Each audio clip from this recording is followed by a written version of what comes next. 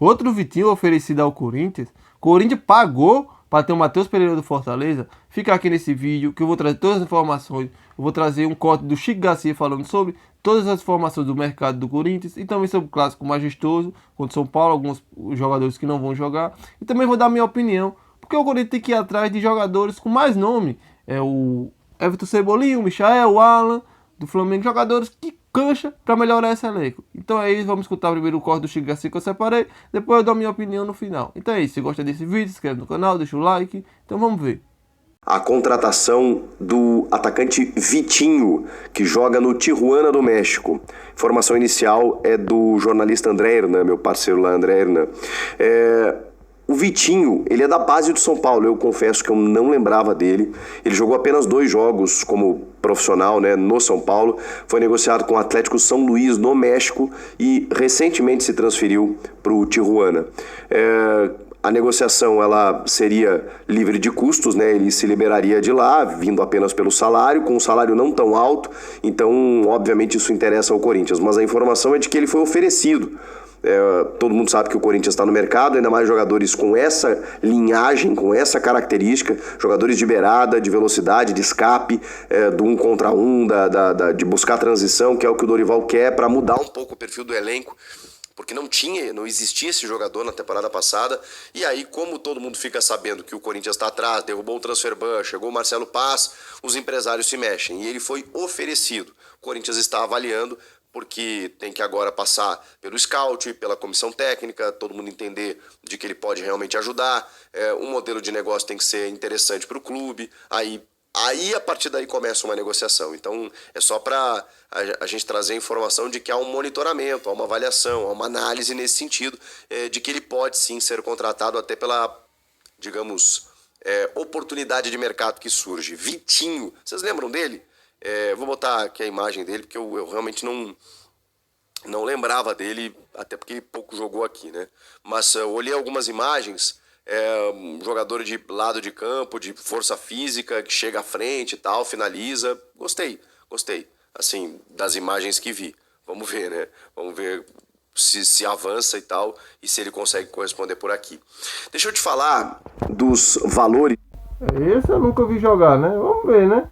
Mas ele foi oferecido. Se for bom pro Corinthians, não dá pra pegar qualquer jogador que for oferecido, não.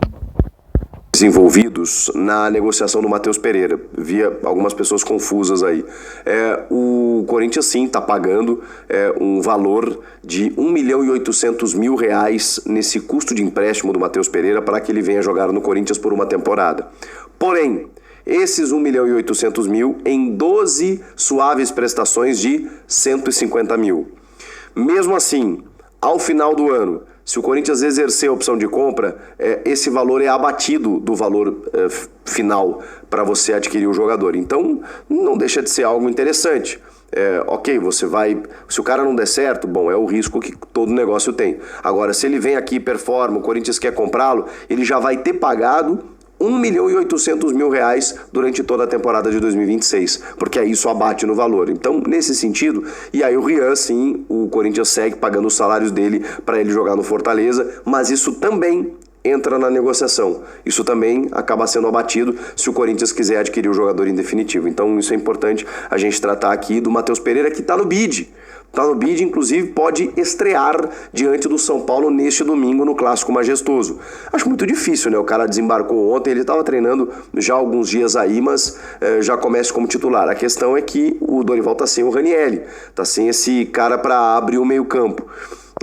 E às vezes ele coloca o Carrilho, às vezes o Charles e tal. A gente tem que entender o que o Dorival vai querer fazer no primeiro grande desafio de 2026. A gente está falando de um clássico contra o São Paulo que viveu dias turbulentos no extracampo, mesmo assim conseguiu, né, através do Conselho Deliberativo, afastar o presidente Júlio Casares.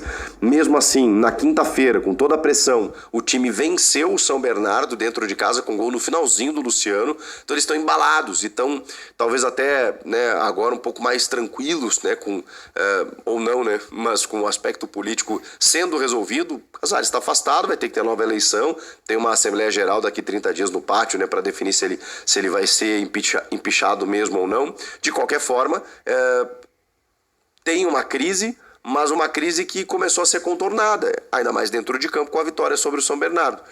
Então, o Corinthians, primeiro, vai jogar um clássico, né, que nunca é fácil, dentro de casa, tem uma supremacia em relação ao São Paulo, historicamente lá, dos confrontos. Acho que só tem uma vitória do São Paulo em, sei lá, 15 jogos, uma coisa assim.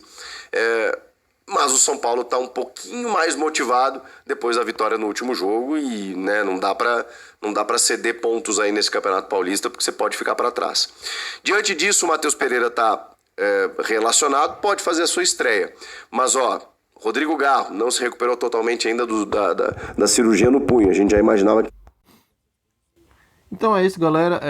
O que é que você acha desse Vitinho aí? Eu também conheço, que eu não vi ele jogar, né? Eu acho que a maioria do torcedor não viu ele jogar, ele foi oferecido. Mas o Corinthians tem o scout, se vale a pena ou não. Aí também tem o que vazou, né? Que ninguém sabe quem viu jogar. Aí também tem o Matheus Pereira, né? Que todo mundo pensou que era o Matheus Pereira do Cruzeiro, quando foi era do Fortaleza. Então, 2 jogadores de Fortaleza. Mas também tem os nomes, né, que estão rodando e o Corinthians tem que buscar, que é o Everton Cebolinha, tem o Michael do Flamengo, tem o Alan, o Alisson. Esses jogadores que é mais conhecido, o Corinthians tem que ir atrás. Se são jogadores desconhecidos, também não dá, né?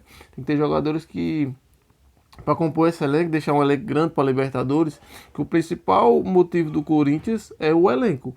Porque o Corinthians tem que ter um elenco forte e competitivo, principalmente para os jogos grandes, contra o Palmeiras, contra o Flamengo, contra o Cruzeiro, que esses times têm um elenco forte. O Corinthians, na minha opinião, é porque Cebolinha é muito caro, mas na minha opinião era o favorito ali. Cebolinha, Vitinho, o custo desses jogadores é muito alto, porque o Cebolinha, o Michael, o Alan, o Flamengo não vai querer liberar fácil. Além de eles terem um salário muito alto, o Flamengo não vai querer uma compensação financeira, né? Então é um complicado. Vamos ver que o jogador, o Marcelo Paes, vamos dar paz ao Marcelo Paes, o dia do trocadilho, e vamos ver o que acontece com o Timão. Então é isso, obrigado por tudo. Se você gostou desse vídeo, se inscreve no canal, deixa o like, valeu!